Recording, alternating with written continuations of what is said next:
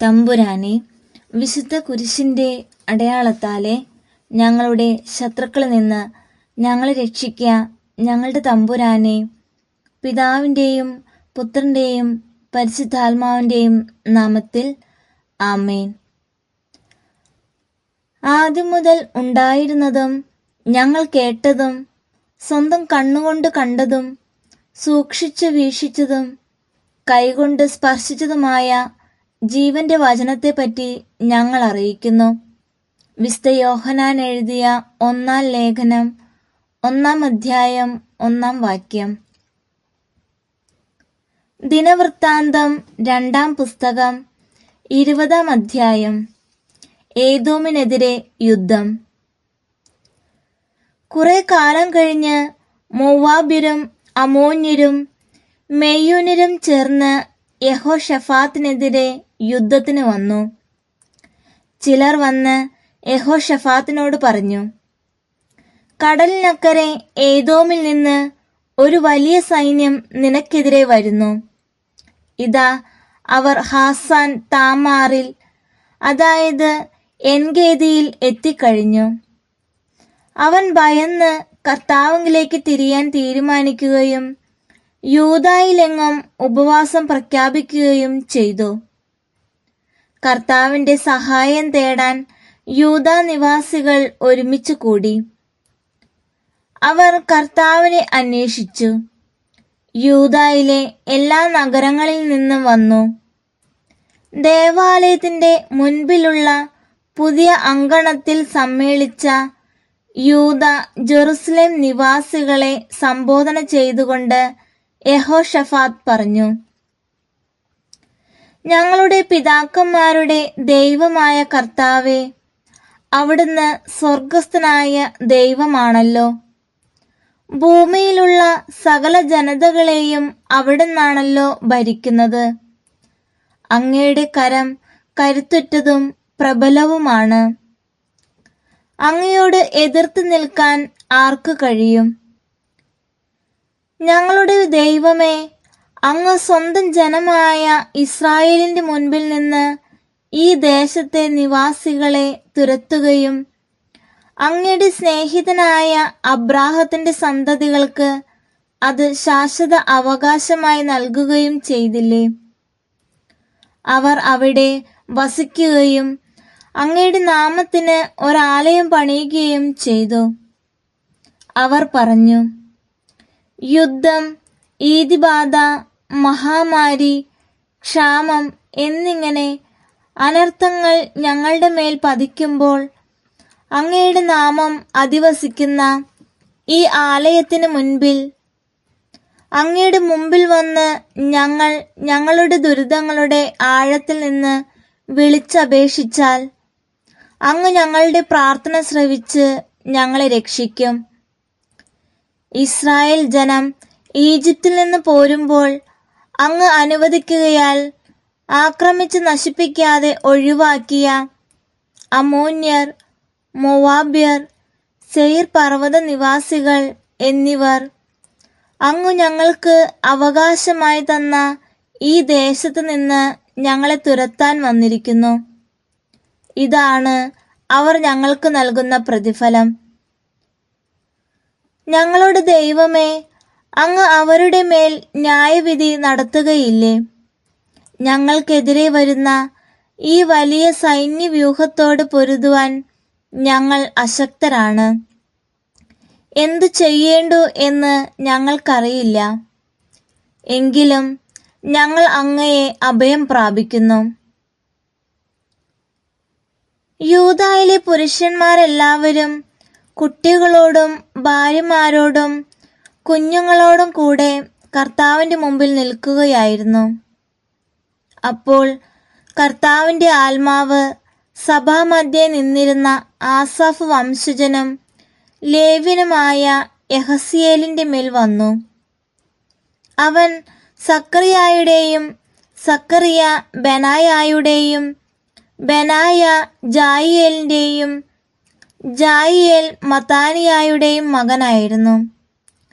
യഹസിയേൽ പറഞ്ഞു, യൂദായിലും ജെറുസലേമിലും വസിക്കുന്നവരും യഹോഷഫാത്ത് രാജാവും കേൾക്കട്ടെ.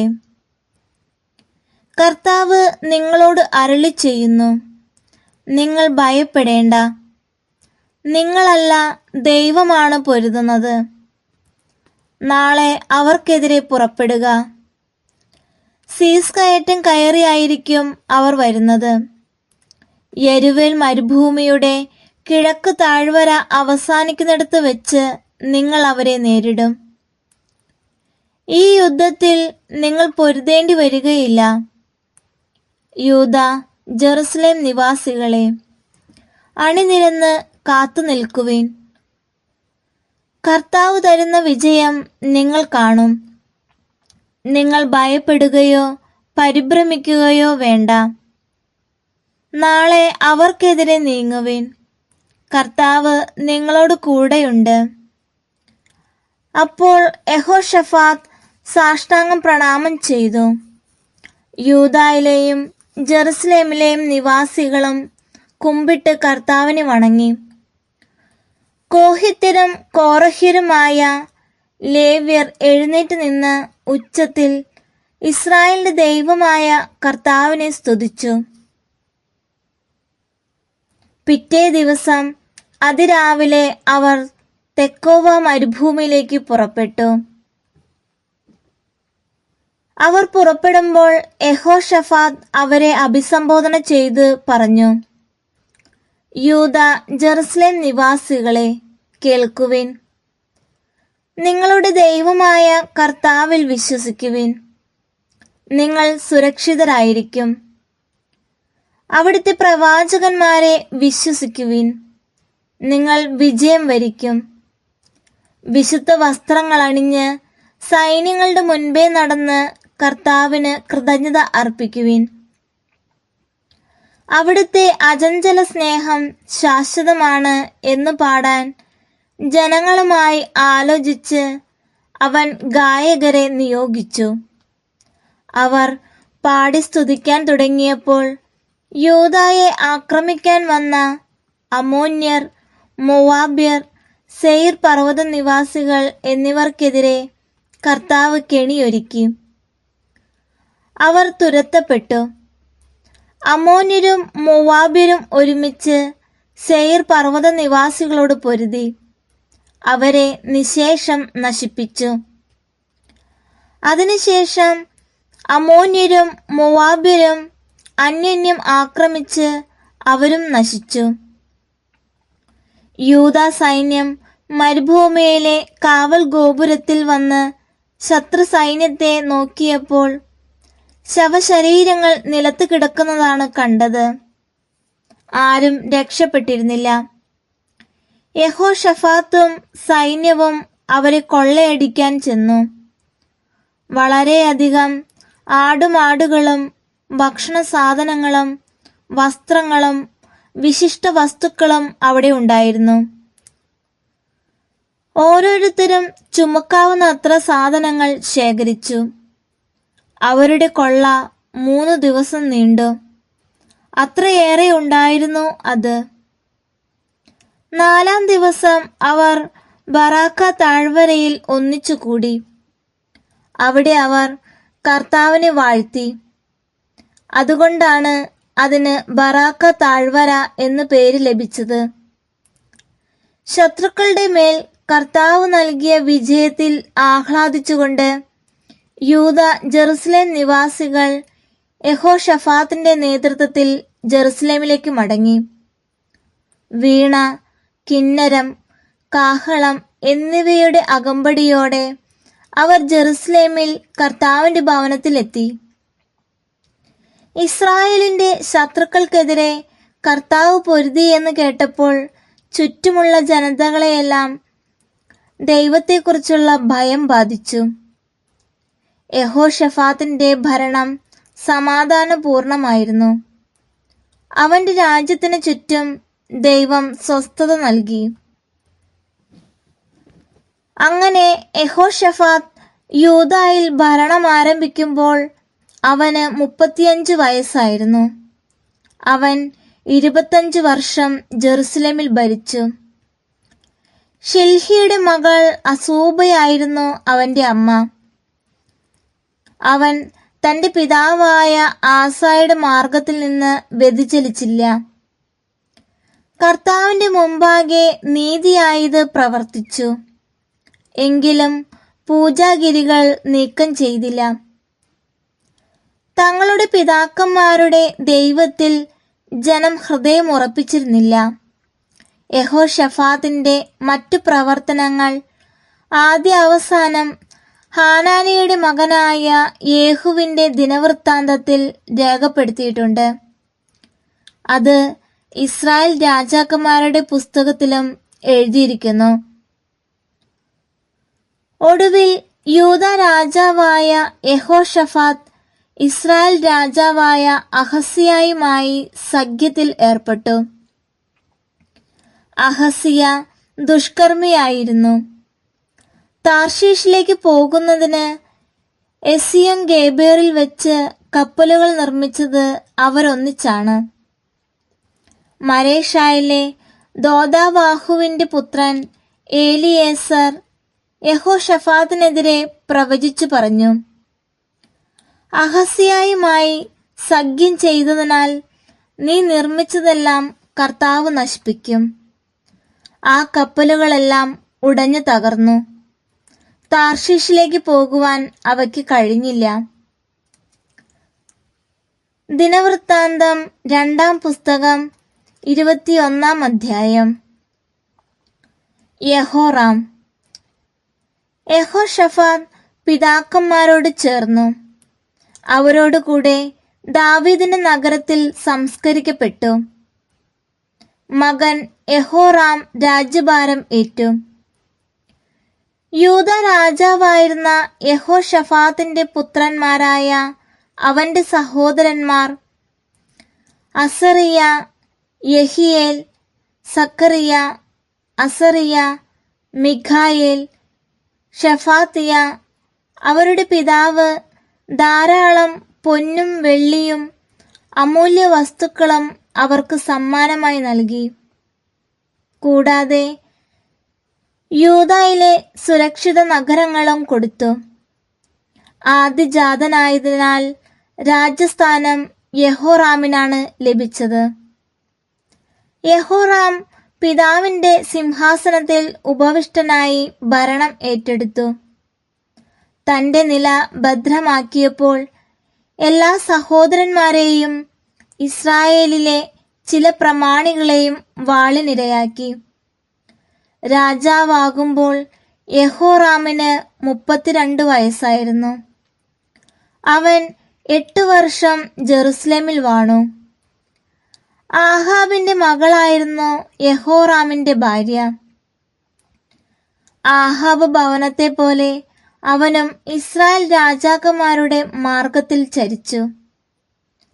അവൻ കർത്താവിന്റെ മുൻപിൽ തിന്മ പ്രവർത്തിച്ചു. എങ്കിലും ദാവീദുമായി ചെയ്ത ഉടമ്പടിയോർത്ത് അവന്റെ ഭവനത്തെ നശിപ്പിക്കാൻ കർത്താവിന് മനസ്സ് വന്നില്ല. ദാവീദിന്റെ ഭവനത്തിൽ ദീപം അണഞ്ഞു പോവുകയില്ലെന്ന് അവിടുന്ന് വാഗ്ദാനം ചെയ്തിട്ടുണ്ടായിരുന്നല്ലോ. യഹോറാമിന്റെ കാലത്ത് ഏദോമ്യർ യൂദ മേൽക്കോയ്മയ്ക്കെതിരെ മത്സരിച്ച് സ്വന്തമായി ഒരു രാജാവിനെ വാഴിച്ചു. യഹോറാമും സൈന്യാധിപന്മാരും രഥങ്ങളോടുകൂടെ അവർക്കെതിരെ ചെന്നു. തങ്ങളെ വളഞ്ഞ ഏദോമ്യരുടെ നിര അവർ രാത്രിയിൽ ഭേദിച്ചു. ഏദോമ്യർ ഇന്നും യൂദായുടെ ആധിപത്യത്തെ എതിർത്ത് കഴിയുന്നു. അക്കാലത്ത് ലിബ്നായും അവന്റെ ഭരണത്തെ എതിർത്തു. അവൻ തന്റെ പിതാക്കന്മാരുടെ ദൈവമായ കർത്താവിനെ ഉപേക്ഷിച്ചതുകൊണ്ടാണ് ഇങ്ങനെ സംഭവിച്ചത്. അവൻ യൂദ മലമ്പ്രദേശത്ത് പൂജാഗിരികൾ നിർമ്മിച്ചു. അങ്ങനെ ജെറുസലേം നിവാസികളെ അവിശ്വസ്തയിലേക്ക് നയിച്ചു. യൂദായെ വഴിതെറ്റിച്ചു. ഏലിയ പ്രവാചകന്റെ ഒരു കത്ത് അവന് ലഭിച്ചു. അതിൽ ഇങ്ങനെ എഴുതിയിരുന്നു: നിന്റെ പിതാവായ ദാവീദിന്റെ ദൈവമായ കർത്താവ് അരുളിച്ചെയ്യുന്നു, നീ നിന്റെ പിതാവായ യെഹോശഫാത്തിന്റെയോ യൂദാ രാജാവായ ആസായുടെയോ മാതൃക പിഞ്ചെന്നില്ല, മറിച്ച് ഇസ്രായേൽ രാജാക്കന്മാരുടെ വഴിയിൽ നടന്നു. ആഹാബ് ഇസ്രായേലിനെ എന്നതുപോലെ നീ യൂദയായെയും ജെറുസലേം നിവാസികളെയും അവിശ്വസ്തയിലേക്ക് നയിച്ചു. പിതൃഭവനത്തിൽ നിന്നേക്കാൾ ശ്രേഷ്ഠരായിരുന്ന നിന്റെ സഹോദരന്മാരെ നീ കൊന്നുകളഞ്ഞു. ഇതാ, കർത്താവ് നിന്റെ ജനത്തിന്റെയും നിന്റെ മക്കളുടെയും ഭാര്യമാരുടെയും വസ്തുവകകളുടെയും മേൽ മഹാമാരി വരുത്തും. നിനക്ക് കുടലിൽ ഒരു കഠിന രോഗമുണ്ടാവും. അത് അനുദിനം വർദ്ധിച്ച് കുടൽ പുറത്തു വരും. എത്യോപ്യരുടെ സമീപത്ത് വസിച്ചിരുന്ന ഫിലിസ്ത്യരിലും അറബികളിലും കർത്താവ് യെഹോറാമിനെതിരെ ശത്രുത ഉളവാക്കി. അവർ യൂദായെ ആക്രമിച്ചു. രാജകൊട്ടാരത്തിൽ കണ്ടതെല്ലാം അവർ കൈവശമാക്കി. രാജാവിന്റെ ഭാര്യമാരെയും മക്കളെയും തടവുകാരാക്കി. ഇളയ പുത്രനായ യഹോവാഹസല്ലാതെ ആരും അവശേഷിച്ചില്ല. ഇതിനു ശേഷം കർത്താവ് അവന്റെ കുടലിൽ ഒരു തീരാവ്യാധി വരുത്തി. 2 വർഷം കഴിഞ്ഞ് രോഗം മൂർച്ഛിച്ച് കുടൽ പുറത്തു വന്നു. കഠിനവേദനയിൽ അവൻ മരിച്ചു. അവന്റെ പിതാക്കന്മാർക്കു വേണ്ടി നടത്തിയതുപോലെ ജനം തീക്കൂന കൂട്ടി അവനെ ബഹുമാനിച്ചില്ല. ഭരണമേൽക്കുമ്പോൾ അവന് 32 വയസ്സായിരുന്നു. 8 വർഷം ജെറുസലേമിൽ വാണു. അവന്റെ വേർപാടിൽ ആരും ദുഃഖിച്ചില്ല. അവനെ ദാവീദിന്റെ നഗരത്തിലാണ് സംസ്കരിച്ചതെങ്കിലും രാജാക്കന്മാരുടെ കല്ലറയിലല്ല. ദിനവൃത്താന്തം 2-ാം പുസ്തകം 22-ാം അധ്യായം. അഹസ്യ. അറബികളോട് കൂടി വന്ന അക്രമി സംഘം യെഹോറാമിന്റെ മൂത്ത മക്കളെയെല്ലാം വധിച്ചതിനാൽ ജെറുസലേം നിവാസികൾ ഇളയ മകനായ അഹസ്യായെ രാജാവായി വാഴിച്ചു. അങ്ങനെ യെഹോറാമിന്റെ മകൻ അഹസ്യ യൂദായിൽ ഭരണം നടത്തി. ഭരണമേറ്റപ്പോൾ അഹസ്യായിക്ക് 42 വയസ്സായിരുന്നു. അവൻ ജെറുസലേമിൽ 1 വർഷം ഭരിച്ചു. ഇസ്രായേൽ രാജാവായ ഓമ്രിയുടെ പൗത്രി അതാലിയ ആയിരുന്നു അവന്റെ അമ്മ. മാതാവിന്റെ ദുഷ്പ്രേരണ നിമിത്തം അഹസ്യ ആഹാബ് ഭവനത്തിന്റെ മാർഗത്തിൽ ചരിച്ചു. ആഹാബ് ഭവനത്തെ പോലെ കർത്താവിന്റെ മുമ്പിൽ അവൻ തിന്മ പ്രവർത്തിച്ചു. പിതാവിന്റെ മരണത്തിന് ശേഷം ആഹാബിന്റെ ഭവനത്തിൽപ്പെട്ടവരായിരുന്നു അവന്റെ ആലോചനക്കാർ. അത് അവന്റെ അധംപതനത്തിന് കാരണമായി. അവരുടെ ഉപദേശമനുസരിച്ച് അവൻ ഇസ്രായേൽ രാജാവും ആഹാബിന്റെ മകനുമായ യോറാമിനോട് കൂടെ റാമോത്ത് ഗിലെയാദിൽ സിറിയ രാജാവായ ഹസായേലിനോട് യുദ്ധം ചെയ്യാൻ പോയി. സിറിയക്കാർ യോറാമിനെ മുറിവേൽപ്പിച്ചു.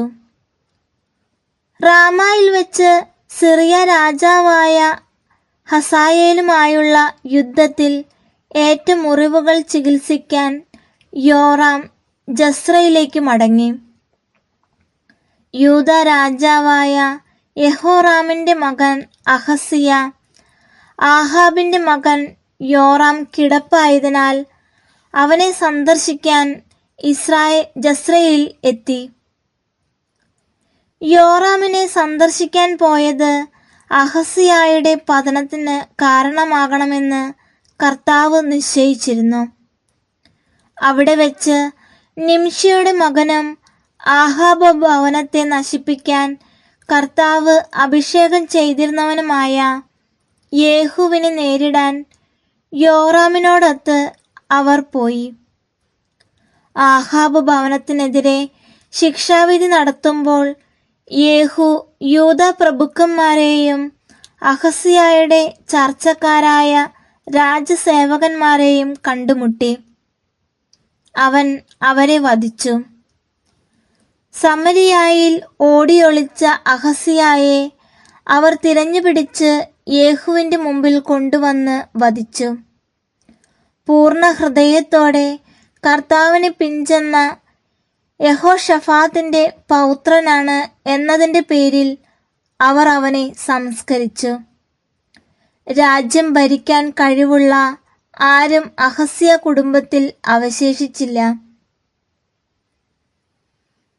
അതാലിയ രാജ്ഞി. പുത്രൻ മരിച്ചതറിഞ്ഞപ്പോൾ അഹസ്യായുടെ മാതാവ് അതാലിയ യൂദ രാജകുടുംബത്തിൽപ്പെട്ട സകലരെയും വധിച്ചു. എന്നാൽ രാജകുമാരിയായ യഹോഷബയാത്ത് കൊല്ലപ്പെടാൻ പോകുന്ന രാജകുമാരന്മാരുടെ ഇടയിൽ നിന്ന് അഹസ്യായുടെ മകൻ യോവാഷിനെ എടുത്ത് ആയയോടൊപ്പം ഒരു ശയനമുറിയിൽ ഒളിപ്പിച്ചു. യഹോറാം രാജാവിന്റെ മകളും അഹസ്യായുടെ സഹോദരിയും യഹോയാദ പുരോഹിതന്റെ ഭാര്യയുമായ യഹോഷബയാത്ത് യോവാഷിനെ ഒളിപ്പിച്ചതുകൊണ്ട് അതാലിയായ്ക്ക് അവനെ വധിക്കാൻ കഴിഞ്ഞില്ല. 6 വർഷം അവൻ അവരോട് കൂടെ ദേവാലയത്തിൽ ഒളിവിൽ കഴിഞ്ഞു. ആ സമയം അതാലിയ രാജ്യം ഭരിച്ചു. നമ്മുടെ ദൈവമായ കർത്താവിന് സ്തുതി. സ്വർഗസ്ഥനായ ഞങ്ങളുടെ പിതാവേ, അങ്ങയുടെ നാമം പൂജിതമാകണമേ. അങ്ങയുടെ രാജ്യം വരണമേ. അങ്ങയുടെ തിരുമനസ്സ് സ്വർഗത്തിൽ പോലെ ഭൂമിയിലുമാകണമേ. അന്നു വേണ്ടുന്ന ആഹാരം ഇന്ന് ഞങ്ങൾക്ക് തരണമേ.